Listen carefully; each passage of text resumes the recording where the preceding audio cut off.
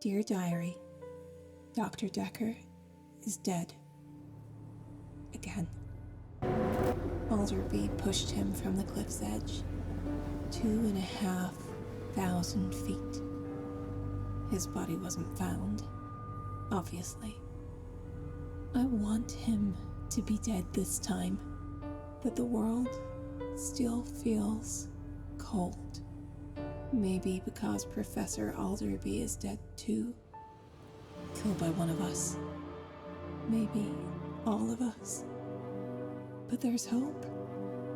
A new doctor is coming. I hope they find Professor Alderby's killer. I hope they can cure us. I hope they stay alive. Dr. Dekker is still here. I can feel him.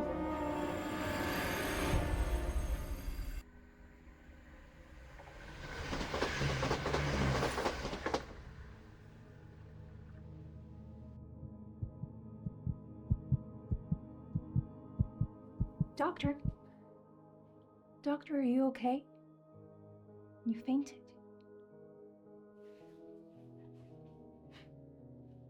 Follow this.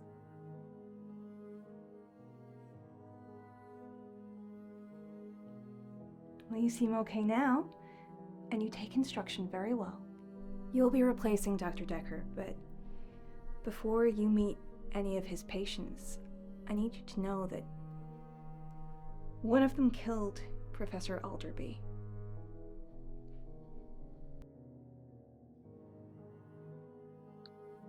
You did?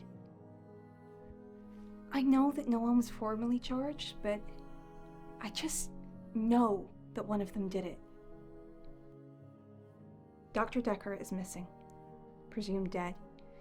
His mentor, Professor Alderby, showed up and pushed him off a cliff.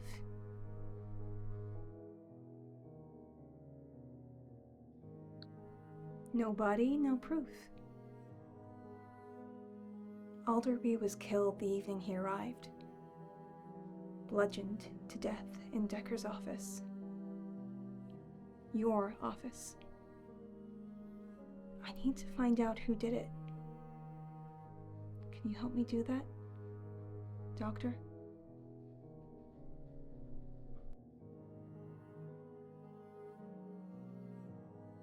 Will you? I hope so. I'll let the patients know that you're here. Come and find me after. Oh, and Doctor, things might be a little stranger here than you're used to.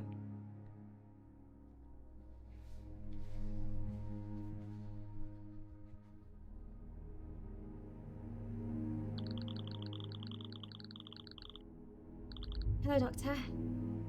I'm Ophelia. I'm a sculptor.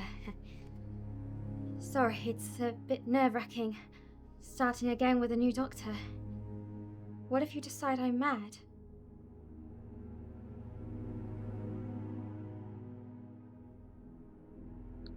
I honestly don't know anymore. I'm named after a character who went completely mad. Maybe it's fate. My mother died a few months ago, and it's affected me more than I thought it would.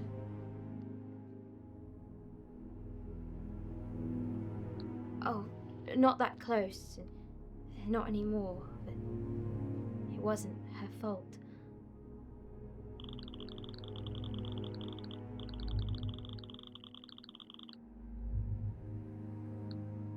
She was a famous painter, Virginia Hammond. More famous now she's dead.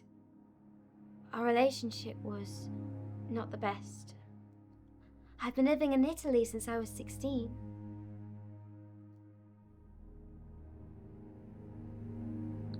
Oh, not much. We had one session together, but I didn't really know him.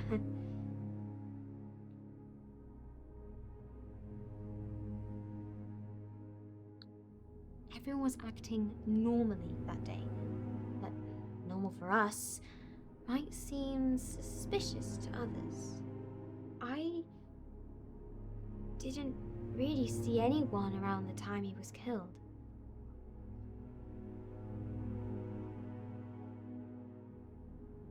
Oh, I was on a video call from about 8:30 until 9 with a solicitor. The police have already verified it.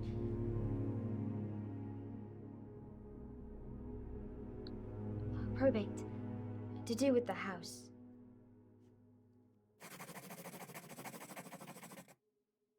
I started seeing him about 2 weeks after my mother died.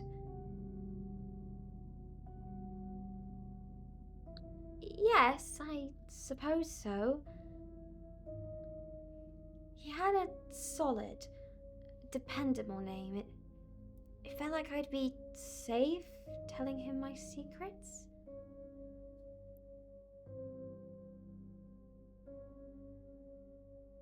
Oh, I sculpt people. Well, pieces of people. Mostly heads and hands. I like to find the person in the stone. I'm not very good at it, though. I have a studio full of decapitated heads.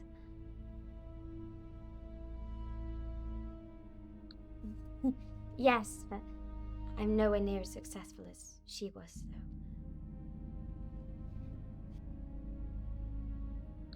Well, if you're an artist, there's no better place to study. But I didn't want to be home anymore. Not with my mother the way she was.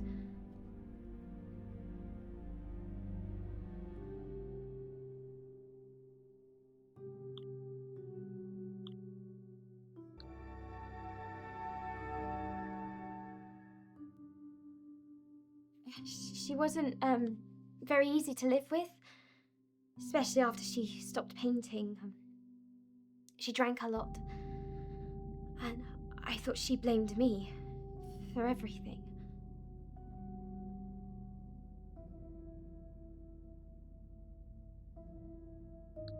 When I moved, she accused me of abandoning her like everyone else. The truth is, it was easier to love her from a distance.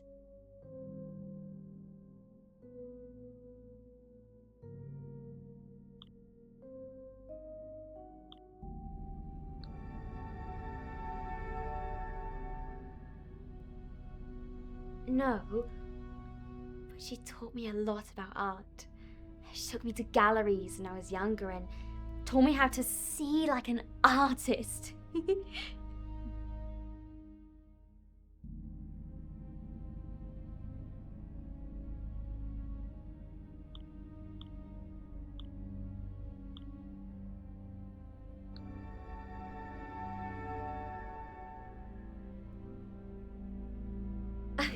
Expensive.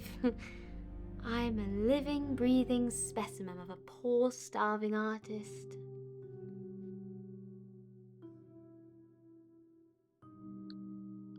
A bit, but I don't sell many pieces.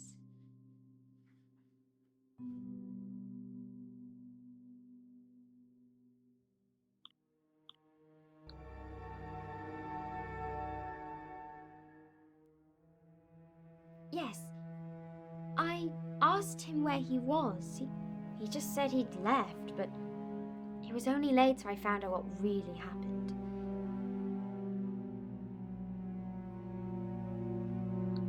Marianne. I actually thought Bridget might have pushed him at first. She slammed her door that morning and started crying. I can hear everything. She's in the room next to mine. And that was about 9:10. I just finished yoga.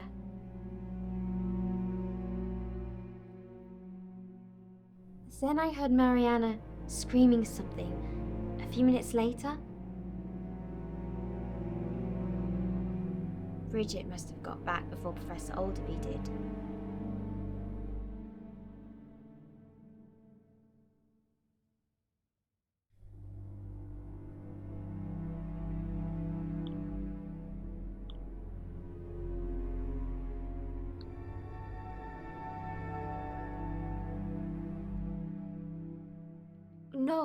No, it wasn't that. I was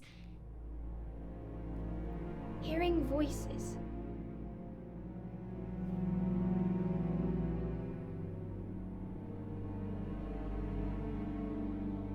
Whispering.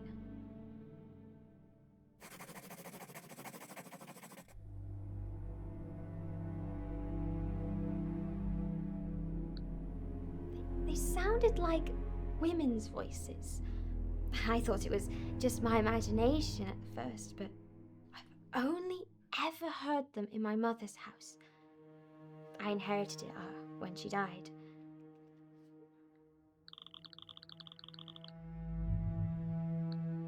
She was a famous painter.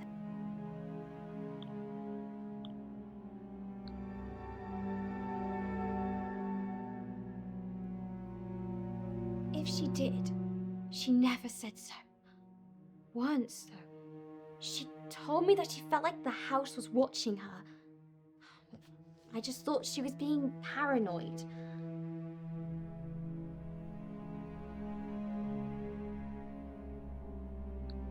No, not watching, but sometimes I feel like it's aware of me.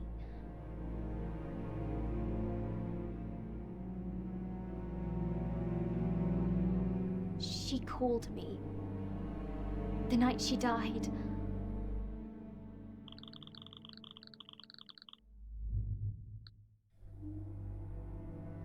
I suppose so. I had an imaginary friend when I was younger, but that's quite common, isn't it?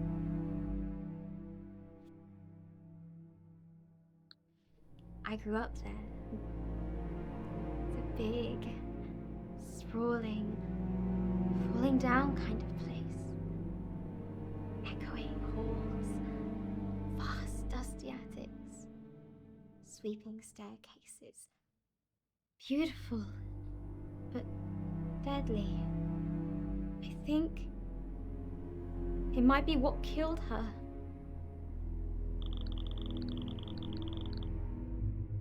Yes, she called a few hours before they found her. It was a Wednesday, around 2 a.m. I couldn't really process what she was saying.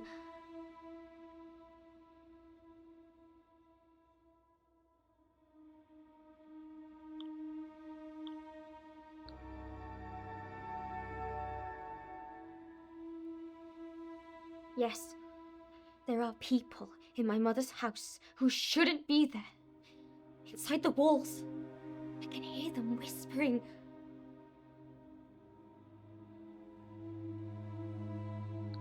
I considered that, but there are no signs of anyone living there. No one alive, anyway.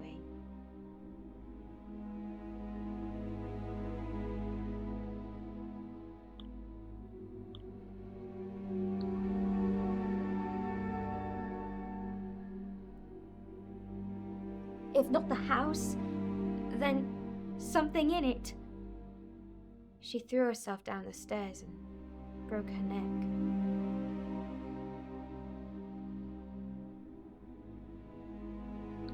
No. At least I didn't find one. But then, she always did believe in letting the art speak for itself. Do you believe in ghosts, Doctor?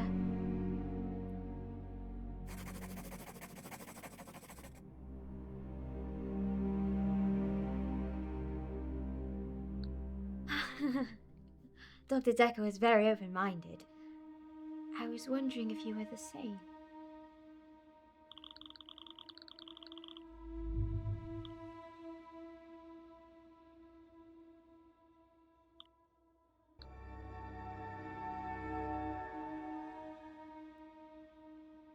That was one of the theories he had, but it isn't what he thought in the end.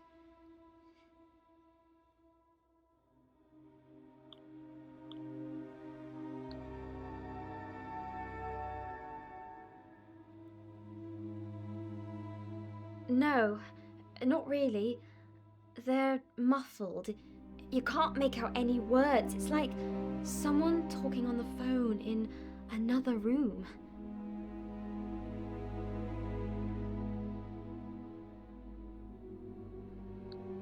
Not that I know of. My parents were divorced, so when I left, she was all alone.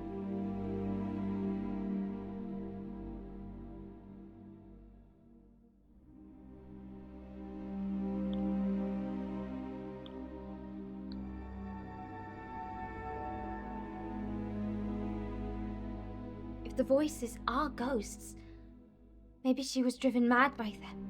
Or maybe something else in the house drove her to kill herself.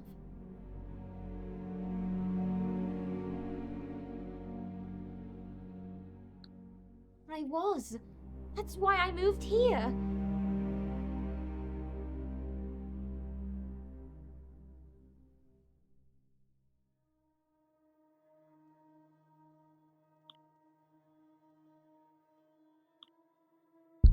Oh, maybe we can talk about that some other time.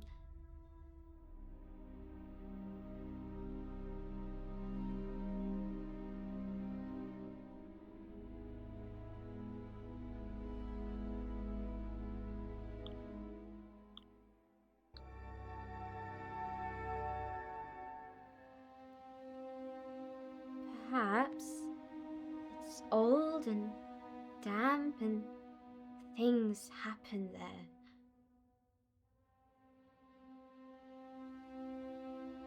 Oh, apart from the voices.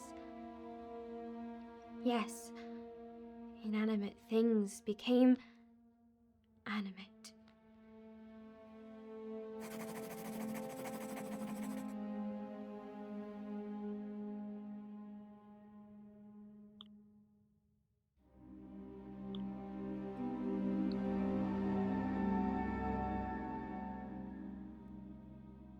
I'm not entirely sure. She sounded cold. She just kept saying, "Don't let them take her. Don't let them take her." I couldn't get her to stop saying it, so I said, "Okay, I promise, and then the line went dead.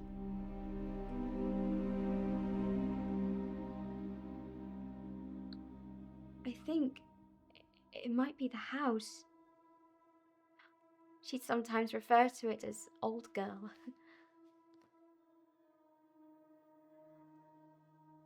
That was the last time we spoke.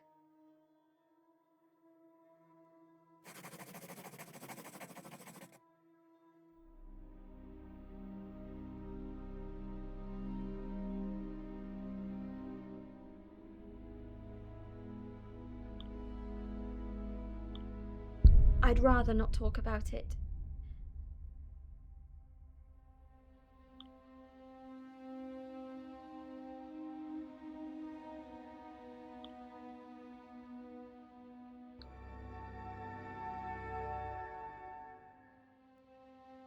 No. If I had, I'd have asked him who killed him.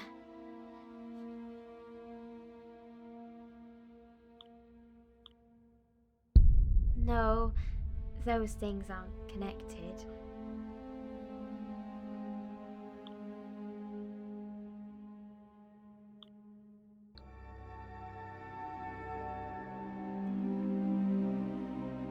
Yes, I think he'd read my session notes. He didn't believe they were real, though. He thought Dr. Dekker was encouraging my delusions.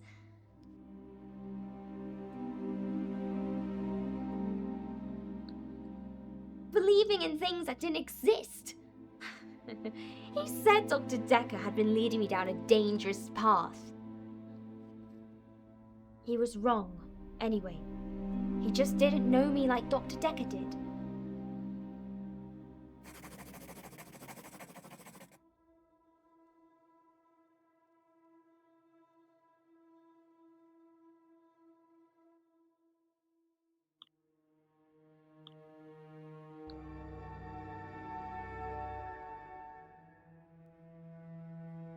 Only my mother's.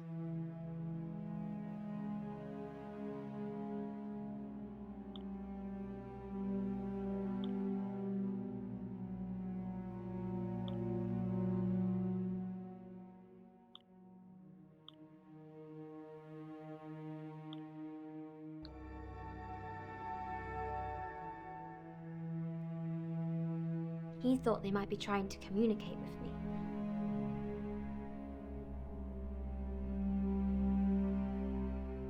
Yes. Not that they were real people necessarily, but he believed they were really there.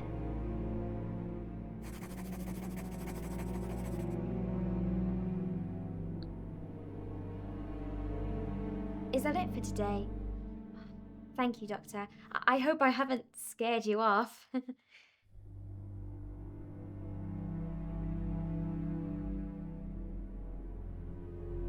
I just feel like I rambled. These voices I'm hearing, I want to know why. I think they might be related to my parents.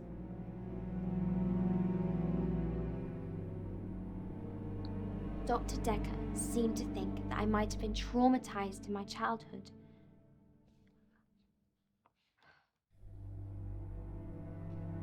I'll see you then.